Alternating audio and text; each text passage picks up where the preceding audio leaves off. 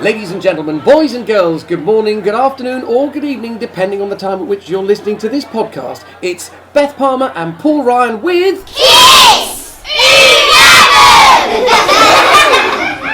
Thanks, kids. As ever, a big thank you to all our lovely friends from St Mary's School who helped us... Oh, give us a break! Beth Parmar, tell me, what are we speaking about today? Today, Paul, it's all about homework. Homework hassles.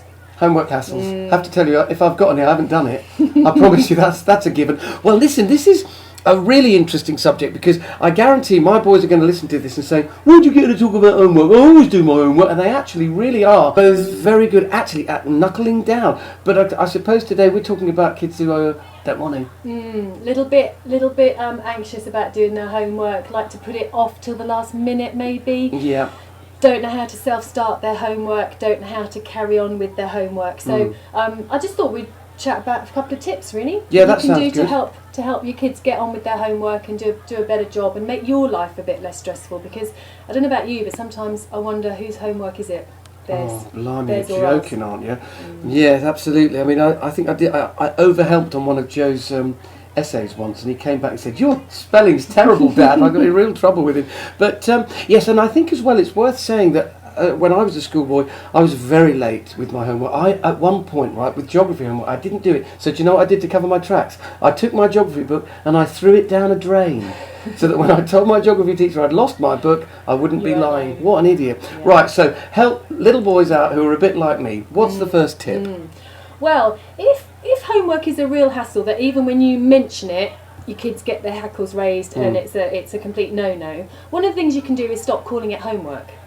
Sounds a bit strange. Yeah, what do you call it then? Well, you could think of another name for it. Study, or writing, or reading, or discuss the activity itself rather than the actual word homework, because the word homework can set up a load of sort of responses, and it goes back to the autopilot response that when we hear the word homework, if we're a child who doesn't like doing homework, we kind of get those things. So just by eliminating that word, that can start. So if it's a real problem with even talking about it, that could be something that you could do. That's a fantastic tip because it's so easily implemented, isn't it? All right, I'm going to try that later. Yeah. Carry on.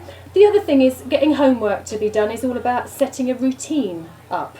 So a lot of kids can be quite slapdash with when they do it. You know, could be at any time of the day, could be in any room of the house, could be with any kind of pen or pencil or whatever. So setting up routines is very good because sort of from a brain perspective, you're setting up a new habit. Yeah. So what are the benefits of that? I mean, how does that help the approach to the homework?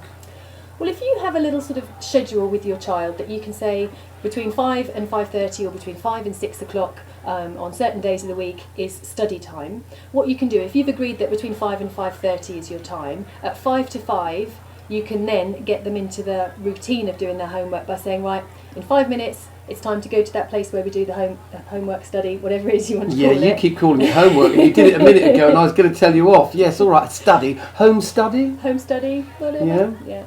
So, and what you're doing is you're making it very predictable. So you're not suddenly coming to your child and saying, right, time to get your homework done. Yeah, exactly. So then it's taking the element of surprise to it and it's adding predictability, which kids love. And I suppose as well, for example, I know that my boys one of them likes watching a bit of telly, and if you say that 15 minutes time we're going to be doing home study, do you see what I just did there? Then they know, and they know to appropriate their activity and finish it in time so that you're not stopping them halfway through. Turn that off, it's time for homework. So you're stopping fun and also mentioning the H word.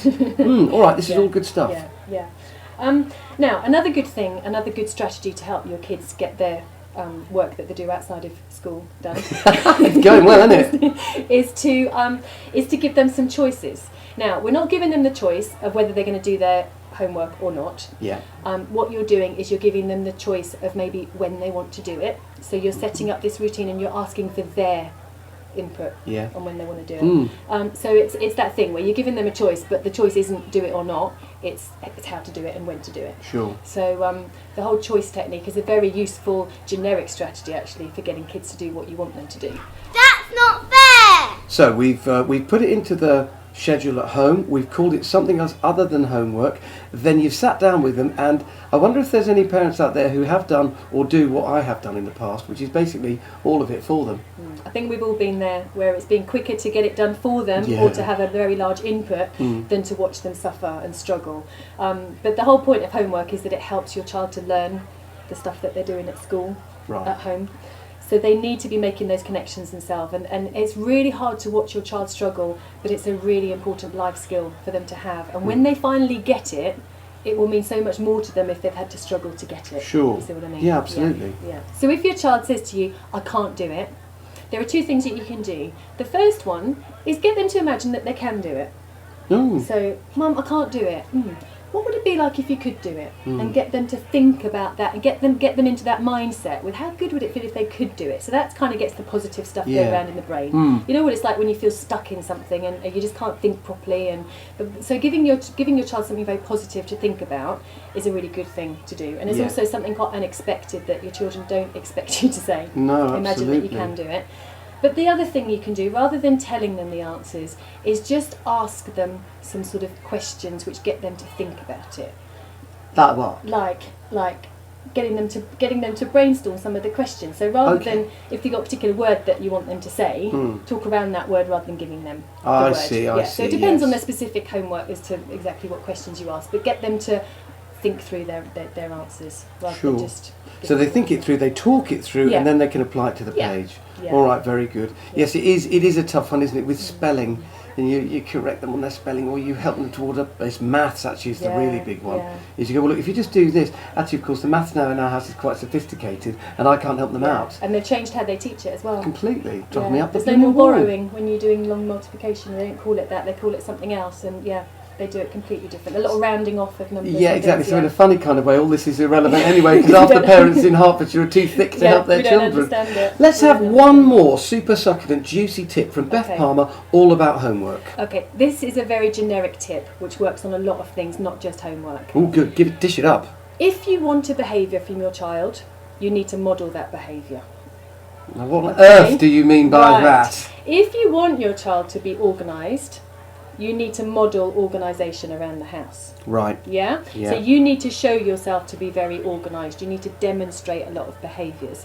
If you want your child not to put off doing their homework, you need to model the behaviour as if you've got something to do, you crack on and do it, and don't faff around and watch a bit of telly and eat a bit of snacks and all of that kind of thing. Okay. Yeah? So you need to be the example for your child, and it works across a number of things. If you want your child to tidy their room, tidy your room. Tidy the house. Let them see that behaviour, because it's all subconscious stuff that's going into their little minds. Right. So I've got to stop being a procrastinator. Yes. I've got to become the maid of the house so that my kid tidies his own room. Why, Dad? Why? What are the golden rules then? Right. What we spoke about today. Change the word homework if that's setting up little anxious reactions from your little people at home. Establish a routine and make that routine predictable. So give your child a bit of warning before it's study time. Also, let your child have some choice about some element of the homework. Okay, yeah. Yeah, so they feel like they've got a bit of input in there. Don't take over and do it for them, but be able to question the fact that they can solve the problems themselves, and also get them to imagine what it would be like if they could do it. And also, if you want a behaviour, model it. If you want them to do homework, do the things around the house that are showing that you're organised. Exactly. And you don't get caught up being a terrible procrastinator, right? Yeah. So as ever, if any of you have got any questions or any ideas for topics or anything that you would like us to discuss, please drop me an email, beth@superkids.me.uk, and we will answer them in future podcasts. Absolutely. And also, of course, you're a brilliant engager. If you've got a question, you email it to us, we'll get an answer to you. If you've got a comment that you want to make on the Audio Boo site, Beth will be there to give you some advice there and then. Have you got a telephone number that people can call if they want to book some sessions? Yeah, sure. 07775 565 220. Thanks very much for that. All right, everybody, remember, look after yourselves.